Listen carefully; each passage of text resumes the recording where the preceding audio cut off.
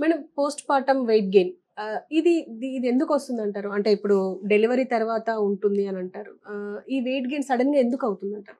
యూజువల్‌గా post partum weight gain అనేది పక్కన పెడితే, ఫస్ట్ మీకు ప్రెగ్నెన్సీ టైమ్‌లో ఎలా ఉంటుంది, అందరూ చేరి బేబీ ఎప్పుడు బయటకొస్తుందని మదర్ గారి నుంచి అందరూ ఎక్సైట్ అయ్యి చూసేవాళ్ళే. అసలు ప్రపంచంలో మదర్ అంత ఎక్సైట్‌మెంట్ ఎవరు ఉండరు. ఎప్పుడెప్పుడు ఆ ప్రాణం బయటకొస్తుంది, ఎప్పుడెప్పుడు చూస్తాను, ఎలా ఉంటుంది అన్న ఇదే ఉంటుంది. అంటే ఆల్మోస్ట్ అక్కడి దాకా వెళ్ళి వస్తుంది మదరు రైట్. కదా! అదే ఎక్సైట్‌మెంట్ ఈవెన్ ఫాదర్‌కి గూడా ఉంటుంది. ఇన్‌ఫాక్ట్ ఫాదర్‌కి మేబీ ఇంకా ఎక్సైట్‌మెంట్ విషయంలో ఇద్దరు ఈక్వల్‌గా ఉన్నా, మదర్ అనుభవించేంత పెయిన్ గాని, మెంటల్ గాను, ఫిజికల్ గాను అనుభవించేంత పెయిన్ గాని ఎవ్వరు అనుభవించరు అమ్మాయి ప్రపంచంలో. ఓకే. అవునా గాదా? అవును. అంటే ప్రెగ్నెన్సీ పీరియడ్ ఉన్న 10 మంత్స్, ఆ 10 మాసాలు మోసే ఇదిలో ఎన్నో సార్లు వామిటింగ్స్ అవుతాయి, విరోచనాలు అవుతాయి. చిన్న చిన్న తలకాయ నొప్పులకి, ఫీవర్‌కి వచ్చేటప్పుడు మనకు వేసే మెడిసిన్స్ కూడా ఆ టైంలో వేసుకోరు చాలా మంది. ఎందుకు? బేబీకి ఎఫెక్ట్ ఇస్తుంది. అమ్మో! రైట్. బేబీకి ఏదైనా అవుతాయి. జలుబు, జ్వరాలు లాంటివి వచ్చినా అమ్మో! తట్టుకోగలుగుతారు. అంటే కొంచెం ఏంటి దాన్ని అంటారు కదా! ఆవిరి తీసుకోవడం. ఆవిరి తీసుకునైనా తగ్గించుకుంటారు గానీ, వాళ్ళు మాత్రం తీసుకోరు. ఎందుకు అవును. అంటే, అమ్మో! బేబీకి ఎఫెక్ట్ అయితే కష్టం కదా! అని చెప్పి ఆలోచిస్తారు. అలాంటప్పుడు చాలా మంది ఎక్సర్‌సైజెస్ చెయ్యరు. చాలా మంది అంటే హెవీ వర్క్ వచ్చి నేను చెప్పేది. రైట్.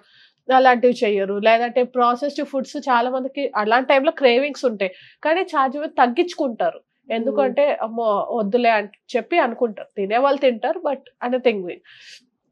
అలాంటప్పుడు క్రేవింగ్స్ మాత్రం విపరీతంగా ఉంటాయి కొంతమందికి. అదే పనిగా తినాలి, తినాలి అనిపించడం. లేదంటే ఏంటి ఫుడ్ మీద చాలా ఎక్కువగా ధ్యాస వెళ్ళిపోవడాలు ఇలాంటివి జరుగుతూ ఉంటాయి. అంటే వామిటింగ్స్ ఎక్కువగా ఉన్న వాళ్ళకి శరీరం డీహైడ్రేట్ అయిపోతుంది. డీహైడ్రేట్ అయినప్పుడు ఏంటి, దాన్ని మళ్ళీ లిక్విడ్స్ రూపంలో ఇవ్వాలి. లిక్విడ్స్ గానీ, లేకపోతే సాలిడ్స్ ఫుడ్స్ గానీ, కొంతమందికి చూస్తేనే వామిటింగ్ వచ్చేస్తుంది. చాలా మంది రైస్ స్మెల్ చూసినా, ఏది చూసినా అది జీవితాంతం పోదు చాలా మందికి. ఇలాంటివి జరుగుతా ఉంటాయన్నమాట డెలివరీ అయిన తర్వాత.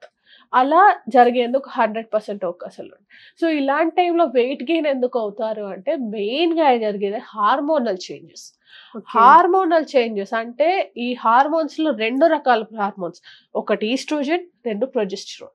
ఓకే. ఈ 2 హార్మోన్స్ ఎప్పుడైతే చేంజెస్‌గా ఏర్పడతాయో, మూడ్ స్వింగ్స్ అనేవి వచ్చేస్తాయి అలాంటి టైంలో. మూడ్ స్వింగ్స్ రావడాలు, ఇది ఏడుపొచ్చేస్తుంది కొన్నిసార్లు. కొన్నిసార్లు కోపం వస్తుంది. అన్ని రకాలు వస్తాయన్నమాట. ఒక మదర్‌కి ఆ టైంలో ఎందుకు ఇది జేస్తారు అంటే బికాస్ ఆఫ్ దిస్. అండ్ ఇంకొక విషయం చెప్పకూడదు గానీ, too much of involvement of the family members అన్నమాట. వీళ్ళకి ఎక్సైట్‌మెంట్ ఉండొచ్చు. బట్ ఫేస్ చేసే ఆ మదర్ ఎవరైతే ఉన్నారో స్లీప్‌లెస్ నైట్స్ పే చేస్తుంది. ఎస్పెషల్లీ ఆ పర్టిక్యులర్ కొన్ని డేస్ ఏవైతే ఉంటాయో, ఆ పర్టిక్యులర్ 5-10 డేస్ మధ్య ఉంటే, ఆ అమ్మాయికి అలవాటు పడడానికి టైం పడుతుంది. అప్పటి వరకు ప్రాపర్ నిద్ర ఉన్న అమ్మాయికి హాస్పిటల్ టైం నుంచి ఎప్పుడైతే డెలివరీకి పంపిస్తారో, ఆ టైం నుంచి నిద్ర ఉండదు. స్కానింగ్‌లంటారు, ఇంజెక్షన్‌లంటారు, ఇంకా రకరకాలు చెప్తారనమాట. నిద్ర ఉండదు. డెలివరీ అయిన తర్వాత ఆ అమ్మాయికి ఫుడ్ ఇస్తారా? సాలిడ్స్ ఇవ్వకూడదు ఆ టైంలో. లిక్విడ్స్ మీదనే ఉంచుతారు. లిక్విడ్స్ మీద ఉంచి, ఆ తర్వాత సాలిడ్స్ పెడతారు. సో, అలాంటి సాలిడ్స్ పెట్టే టైంలో వీళ్ళందరూ అడ్డుపడిపోతారనమాట. డాక్టర్స్ ఏమో పెట్టండి, పెట్టండి అని చెప్తే, వీళ్ళు మాత్రం పెట్టకూడదు అని చెప్పి అన్నిటిని రిస్ట్రిక్ట్ చేసేస్తారు. అంత రిస్ట్రిక్టెడ్ డైట్ తినేసరికి అంటే పచ్చాల పేరుతో బ్రెస్ట్ ఫీడింగ్ ప్రాపర్‌గా ఉండాలి. సో, బ్రెస్ట్ ఫీడింగ్ సరిగ్గా రావాలి అంటే ఇంత రెస్ట్రిక్షన్స్ చేయాలా అసల? రెస్ట్రిక్షన్స్ చేయాల్సిన అవసరం లేదు. బ్యాలెన్స్‌డ్ మీల్ తీసుకుంటే చాలు అమ్మాయి. పాలంటే ఇష్టపడని అమ్మాయి ఆ టైంలో తాగాలి. తప్పక తాగాల్సొస్తుంది. But that's not the food right. Enough food ఆ అమ్మాయి తినాలి. తింటేనే ప్రాపర్‌గా ఆ అమ్మాయి బేబీకి ఫీడింగ్ అనేది ఇవ్వగలుగుతుంది. ఇనఫ్ ప్రోటీన్ ఇవ్వగలగాలి ఫస్ట్. అందుకు తీసుకోవాలి. Hormonal changes. నెక్స్ట్ వచ్చేదేంటంటే స్లీపింగ్ ప్రాబ్లమ్స్. స్లీప్ ఎప్పుడైతే సరిగ్గా ఉండదో రకరకాల ప్రాబ్లమ్స్ వస్తాయి. ఎందుకంటే బేబీ పడుకున్నప్పుడే ఆ మదర్ పడుకోవాలమ్మ. పడుకోవాలంట. కానీ ఎప్పుడైతే ఈ స్లీపింగ్ లో కొంచెం చేంజెస్ ఏర్పడతాయో అది కూడా వెయిట్ గెయిన్ అయ్యేందుకు అవకాశాలు ఉంటాయి. డెఫినెట్ గా. ఇలాంటి ప్రెగ్నెన్సీ పీరియడ్ ఆఫ్ టైమ్ లో ఏం జరుగుతుంది అంటే, బేబీ కింద పెరగడంతో బ్లాడర్ మీద దాని యొక్క భారం పడుతుంది. ఓకే. వెయిట్ అనేది. ఎప్పుడైతే ఆ వెయిట్ అనేది పడతా ఉంటుందో ఏం జరుగుతుంది? ఆ అమ్మాయి తుమ్మినా, దగ్గినా ఏదైతే ఉంటుందో యూరిన్ రూపంలో బయటకొచ్చేస్తా ఉంటుందన్నమాట. ఎప్పుడైతే బేబీ డెలివరీ అయిపోతుందో అప్పుడు ఆ యూరిన్ అనేది కంప్లీట్‌గా తగ్గిపోతది. అలా జరుగుతుంది ప్రెగ్నెన్సీ టైమ్‌లో. ఎప్పుడైతే ఈ స్లీప్‌లెస్ నైట్స్ అనేవి ఉంటాయో, ఎవ్వరు అమ్మాయి కోఆపరేట్ చేయకపోతే ఎలాగా? అలా ఉంటుంది. గట్టిగా అరవాలనిపిస్తుంది, ఏడుపొచ్చేస్తుంది. కొంతమందికి పోస్ట్‌పార్టమ్ డిప్రెషన్ ఎందుకు వస్తుందంటే, too much of involvement of this family members also. One of the major reasons ఏంటంటే ఫ్యామిలీ మెంబర్స్ ఇన్వాల్వ్‌మెంట్ టూ మచ్‌గా ఉంటుందన్నమాట. అది చేయొద్దు, ఇది చేయొద్దు, ఆ అమ్మాయి తుమ్మాలన్నా, దగ్గాలన్నా వీళ్ళ పర్మిషన్ తీసుకోవాలన్నట్టుగా ఉంటుందన్నమాట. అంత దారుణంగా బిహేవ్ చేస్తారు నిజంగా. అట్లా ఏది తినాలన్నా తిననివ్వరు, ఇది చేయాలన్నా చేయనివ్వరు.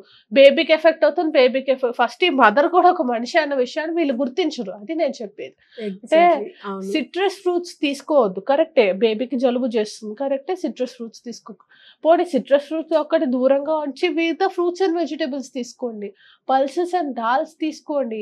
Protein enough important. అలాంటి టైంలో if she's a non vegetarian let her have some egg or fish. అలాంటి టైంలో తనకి ఫీడింగ్ ఎక్కువగా ఇస్తూ ఉంటుంది. బ్రెస్ట్ ఫీడింగ్ అయ్యేటప్పుడు చాలా మంది వెయిట్ లాస్ అవుతారు. వెయిట్ లాస్ అయ్యేందుకు కూడా అవకాశాలు ఫ్యూవర్ క్యాలరీస్ బర్న్ అవుతాయి. బట్ బ్రెస్ట్ ఫీడింగ్ ఇచ్చే టైంలో ఏంటంటే ఆ అమ్మాయికి ఇన్నఫ్ న్యూట్రిషన్ అనేది బాడీకి అందాలి. అందితేనే ఆ పాలు అనేవి బయటకు బేబీకి ఇవ్వగలుగుతుంది. That is what. అందుకే బ్రెస్ట్ ఫీడింగ్ అనేది ఇస్తూ ఉండాలి.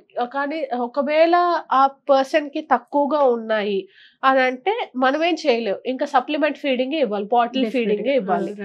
That is what happen. అది బాటిల్ ఫీడింగ్ కూడా అది it's not a wrong thing. ఎందుకంటే ఫీడింగ్ ఇవ్వలేకపోతుంది అనంటే బాటిల్ ఫీడింగ్ అది ఇది ఒక్కొక్క టైంలో ఇస్తూ ఉండాలన్నమాట. ఎందుకంటే అప్ టు 6 మంత్స్ వరకే. 6 మంత్స్ పూర్తయిన తర్వాత ఇంకా బేబీకి సాలిడ్స్ అలవాటు చేస్తాం కాబట్టి అది it's not a big deal. That is what. అదొకటి. యాంగ్జైటీ ఇష్యూస్ ఉంటాయి కొంతమంది. మూడ్ స్వింగ్స్ అంటారు కదా, యాంగ్జైటీ ఇష్యూస్ విపరీతంగా ఉంటాయి అన్నమాట. ఎప్పుడు ఆ అమ్మాయి కోపడుతుందో తెలియదు, ఎప్పుడు బాధపడుతుందో తెలియదు, ఎప్పుడు ఎలా ఉంటుందో ఆ అమ్మాయికే తెలియదు అనమాట. అవతల వాళ్ళకి అర్థం కాదు కదా. That is also the main reason for the weight gain. కొంతమందికి ఏంటంటే క్రేవింగ్స్ వచ్చేస్తాయి, అర్జెంట్ గా తినాలి అని చెప్పి. అంటే 2 hours కోసం తినాలి. అలాంటప్పుడు దయచేసి మీరు ఆ మనిషిని తిన్నివ్వండి. వచ్చేసి అర్జెంట్ గా ఇప్పుడే కదా తిన్నావు ఈ మాట చెప్పకండి అమ్మా దయచేసి. జనరల్ గా అంటే ప్రెగ్నెంట్ ఉమెన్ కి ఏది కావాలన్నా ఇవ్వాలి అనే ఒక థాట్ ఉంటది. కానీ ఇలా చేయడం వల్లనే ఇలా గెయిన్ అవుతారంటారా, వెయిట్ గెయిన్ అవుతారంటారా? అంటే దీనికి వేరియస్ రీజన్స్ అమ్మా. కొంతమందికి ఏంటంటే హార్మోనల్ ఇష్యూస్ అయితే కొంతమంది మెడికేషన్స్ కారణంగా లావ్ అవుతారు. అంటే కొంతమందికి ఎప్పుడైతే ఆ మెడికేషన్స్ స్టిరాయిడ్ తో కలిసి ఉంటుందో ఆ స్టిరాయిడ్స్ వల్ల అయ్యేందుకు అవకాశాలు ఉంటాయి. ఆ స్టిరాయిడ్స్ తో కూడి ఉండేసరికైనా త్వరగా రికవర్ అవ్వగలగాలన్న ఉద్దేశంతో ఉంటారు. సో అలాంటప్పుడు ఏంటంటే అలా కూడా వెయిట్ లో చేంజెస్ ఏర్పడతాయి. అలా ఆ విధంగా. అది కాకుండా ఇంకొకటి ఏంటి అని అంటే ఈ స్లీప్ ప్రాపర్ గా ఉండకపోవడం, డైజెస్టివ్ ఇష్యూస్ లాంటివి రావడం, బ్లోటింగ్ ప్రాబ్లమ్స్ అలాంటివి జరుగుతాయి. కొంతమందికి ఏంటంటే పోస్ట్‌పార్టమ్ డిప్రెషన్ ఎక్కువగా ఉంటుంది. అంటే రకరకాలు ఏంటంటే నేను దీని గురించి చదివినప్పుడు చెప్పింది ఏంటంటే ఈ బేబీ నాకేనా అన్న ఆలోచన దాకా వెళ్ళిపోతుందంట. అంటే ఓవర్ థింకింగ్. అలా బిహేవ్ చేస్తారు. ఇంకొంతమంది ఏంటంటే మదర్ దగ్గర ఉంచేది తక్కువ సేపు, వాళ్ళ దగ్గర ఉంచేది ఎక్కువ సేపు ఉంటుంది. అట్లా ఎలా బేబీకి మదర్ కి మధ్య బాండింగ్ ఏర్పడద్దా? అది కూడా one of the reason. And ప్రతి ఒక్కరూ చేసే మేజర్ మిస్టేక్ అయినా ప్రతి ఒక్కరికి సలహాలు ఇచ్చే వాళ్ళు అవుతారు అన్నమాట. ఎంత కోపం తెప్పిస్తుందో ఆ టైంలో, you just want shout on them అనిపిస్తుంది, స్క్రీమ్ చేయాలనిపిస్తుంది అనమాట. ప్రతి ఒక్కరికి సలహాలు ఇచ్చేవాళ్ళే, అసలు ప్రతి ఒక్క సజెషన్స్ చెప్పేవాళ్ళే. అసలు ఎంతగా అడ్వైస్ చేస్తారంటే we can't even listen to that beyond the limit అనమాట. ఇది చేయండి, అది చేయండి, అలా చేయాలి, ఇలా చేయాలి. వాళ్ళ ఎక్స్పీరియన్స్ అన్నీ చెప్తారు. మేము మిమ్మల్ని అడిగావా అనబుద్ధి వస్తుంది చెప్పాలంటే. ఎందుకంటే every baby is different, every mother is different అమ్మా. ఎవరి లైఫ్ స్టైల్ వాళ్ళది. కొంతమంది ఏంటంటే ల్యాక్ ఆఫ్ ఎక్సర్సైజ్ మూలంగా కూడా అవుతారు. అంటే ప్రెగ్నెన్సీ పీరియడ్ లో సజెస్ట్ చేసేది ఏంటంటే ఐదర్ స్విమ్మింగ్ ఆర్ యోగా చేయగల వాళ్ళు చేస్తారు. బట్ ఎవరికైతే కొంచెం కాంప్లికేటెడ్ గా ఉంటుందో, బెడ్ రెస్ట్ తీసుకోవాల్సిన పరిస్థితులు లాంటివి ఉంటాయో అలాంటి టైంలో వాళ్ళు ఎక్సర్సైజెస్ చెయ్యరు. కొంతమందికి యాక్టివ్ గా ఉంటుంది, కొంతమందికి అది చాలా చాలా పీక్ టైం అన్నమాట. ఆ బేబీ డెలివరీ అయ్యేదాకా అమ్మాయి జాగ్రత్తగా ఉండాలి, జాగ్రత్తగా ఆ. చూసుకోవాలి. బెడ్ రెస్ట్ సజెస్ట్ చేస్తారు కొంతమందికి. అవును. సజెస్ట్ చేసినప్పుడు ఏంటంటే బెడ్ మీదే అమ్మాయి ఉండాలి, ఎక్కువ తిరగడాలు అంటే చేయకూడదు. చేస్తే ఆ అమ్మాయికి ప్రాబ్లమ్స్ వచ్చేందుకు అవకాశాలు ఉంటాయి. Okay. సో అందుకు చెప్పేదన్నమాట. సో ఉమ్. అలాంటప్పుడు ఏంటి, వెయిట్ గెయిన్ అవుతారు. అలాంటప్పుడు చూసుకోవాల్సింది ఏంటంటే ప్రెగ్నెన్సీ టైంలో ఎక్కువ హై క్యాలరీ ఫుడ్స్ తీసుకోకుండా చూసుకోవాలి. ఉమ్. అలాగా ఎక్కువగా ఏంటంటే హెల్దీ ఫుడ్స్ తీసుకునేలా మిమ్మల్ని మీరు చూసుకోగలరు. Okay. అంటే ఒక ప్రెగ్నెంట్ ఉమెన్ హెల్దీగా ఉండాలి అంటే ఎలాంటి డైట్ మెయింటైన్ చేస్తే బెటర్ అంటారు? అంటే 9 months వరకు. 9 months వరకు ఏంటంటే ఫస్ట్ 3 months లో పపాయ, పైనాపిల్ ఇలాంటివి తీసుకోకూడదు. అండ్ ఆ 3 months లో ఏంటంటే వాంతులు, విరోచనాలు విపరీతంగా అవుతాయి కొంతమందికి. చాలా I think 95% of the women will suffer with this. Hardly 5% కాస్త వామిటింగ్స్ అవి తక్కువగా ఉండి కాస్త తింటే ఏమీ కాకుండా ఉండేది. సో అలాంటప్పుడు అయితే ఫస్ట్ 3 months క్రూషియల్ కాబట్టి మీరు ఆఫీస్ గోయింగ్ అయితే కనుక సాధ్యమైతే వర్క్ ఫ్రమ్ హోమే చేయండి. ఎందుకంటే మీరు వెళ్ళే ఆ పర్టికులర్ డిస్టెన్స్ లో పాట్ హోల్స్ కానీ ఇలాంటివి ఏంటంటే ఉంటాయో మిస్క్యారేజెస్ ఏర్పడడానికి హైలీ అవకాశాలు ఉంటాయి. అందుకే సాధ్యమైనంత వరకు ఆ టైంలో జాబ్ చేయకూడదు అనేది చెప్పేది. అది చేయండి. లేదంటే వర్క్ ఫ్రమ్ హోమ్ చేయండి. దాంతో పాటు ఇంకొకటి ఏంటంటే ఈ 2 wheelers మీద వెళ్ళడం ఇలాంటివి మాత్రం చేయకూడదు. కార్లో అయితే బెటర్. కార్లో ఆర్ ఆటో గానీ ఇలాంటివి ఎఫోర్డ్ చేయగలిగితే మరీ మంచిది. దాంతో పాటు ఇంకొకటి ఏంటి అని అంటే ఈ పైనాపిల్, పపాయ ఇలాంటివి తీసుకోకూడదు. తర్వాత సాధ్యమైనంత లిమిటేషన్స్ ఏంటంటే అన్ని ప్రాపర్ గా తినండి. దేనికి లిమిట్ పెట్టుకోవద్దు. సిట్రస్ అయితే మరీ మంచిది. సిట్రస్ ఏంటంటే ఎక్కువ మీకు రెసిస్టెన్స్ పవర్ ని అందిస్తుంది, అందుకు తీసుకోవాలి. ఆ విధంగా vitamin C is quite helpful for your skin also. అందుకనే స్కిన్ ప్రాపర్ గా ఉండాలంటే అది కూడా చేయండి. ఆ విధంగా తర్వాత ఈ 4 to 7 months మధ్య ఏంటంటే ప్రాపర్ గా ఫ్రూట్ జ్యూసెస్ ఎక్కువగా తీసుకోవడం, ఫ్రూట్స్ ఎక్కువగా తీసుకోవడం ఇలాంటివి చేయాలి. సీజనల్ ఫ్రూట్స్ ఎక్కువగా తీసుకో, ఏది తినాలనిపిస్తే అది తినండి అమ్మ. ఫ్రూట్స్ మాత్రం బనానాస్ కానీ, యాపిల్స్ కానీ, సీతాఫలాలు కానీ, ఇప్పుడు మనకు వచ్చేది సీతాఫలాలు తినండి. అన్ని ప్రాపర్ గా తీసుకోండి. కొంతమందికి ఏంటంటే ఇలాంటి టైంలో జెస్టేషనల్ డయాబెటీస్ కూడా ట్రిగర్ అవుతుంది. సో అలాంటప్పుడు ఏంటంటే అప్పుడు షుగరీ డ్రింక్స్ కానీ, షుగరీ రిలేటెడ్ ప్రోడక్ట్స్ కానీ వాటికి దూరంగా ఉండండి. ఈ టైంలో ఏంటంటే వచ్చినా కూడా ఆఫ్టర్ డెలివరీ అది అయిపోతుంది, ఆ పర్టికులర్ పీరియడ్ వరకు తగ్గిపోతుంది అన్నమాట. But it doesn't effect your baby. అది ఒక మిత్ అంతే. ఆ బేబీకి కూడా వస్తుందా డయాబెటీస్ అంటే అస్సలు అవ్వదు. అది జెనెటిక్ ఇష్యూస్ అయితే మనం ఏం చేయలేము, బట్ యూజువల్ గా బేబీకి అయితే అవ్వదు.